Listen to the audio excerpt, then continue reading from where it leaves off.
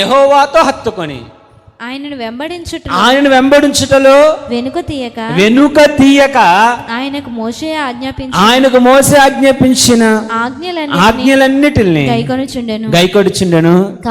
కావున యెహోవా అతనికి తోడుగా ఉండెను. తాను వెళ్ళిన చోటునెల్లను అతడు జయము పొందెను. ఆమేన్, ఆమేన్. దేవుడు ఆజ్ఞలు గైకొన్న వాడికి ఎవరు తోడు వస్తారు? చెప్పాలి. దేవుని చిత్తాన్ని జరిగించేవాడు, దేవుని ఆజ్ఞలు గైకొన్నవాడు నీకు జయాన్ని ఇవ్వడానికి నీ తోడు రావద్దు. ఎవడు రాకపోయినా పర్లేదు, దేవుడు నీతో వస్తాడు. అందుకే ఆయన ఏమంటున్నాడు ఇక్కడ? యెహోవాను హత్తుకొని ఆయన ఆజ్ఞలను గైకొనండి. ఇప్పుడు చెప్పు, ఆయన ఏమన్నాడు? నేను నీకు తోడుగా వస్తా, వచ్చి నీకు జయాన్ని ఇస్తా. ఆశీర్వాదం దేవుళ్ళలోనే ఉంది, అభివృద్ధి దేవుళ్ళలోనే ఉన్నది, జయము దేవుళ్ళలోనే ఉన్నది, ఐశ్వర్యము దేవుళ్ళలో ఉన్నది, నిత్య సుఖములు ఆయన చేతిలోనున్నవి అన్నది వాక్యం. మరి ఇన్ని దేవుని దగ్గర ఉన్నాయని తెలిసి నువ్వెందుకు ఇంకా మరి భక్తి చేడులో నిర్లక్ష్యంగా ఉంటున్నావు?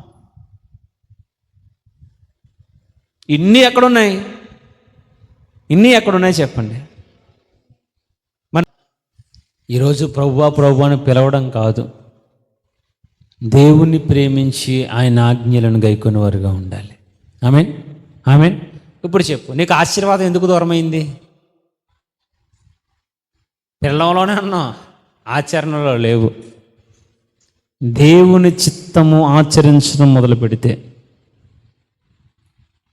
ఆశీర్వాదం కట్లు తెంపుకొని మరి వస్తుంది. స్తోత్రం. నీ ఆశీర్వాదము నీ సరిహద్దులు సరిపోలేనంత వస్తుంది. నీ సరిహద్దులు సరిపోవు అసలు. అంత ఆశీర్వాదం, అంత అభివృద్ధి దేవుని కొరకు ఉంచాడు.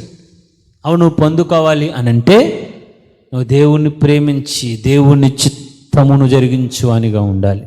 స్తోత్రం. ఆశీర్వాదము నిత్య సుఖములు ఆయనలో మాత్రమే నున్నవి. హల్లెలూయా, హల్లెలూయా. మరేం చేద్దాం ఈ రాత్రి?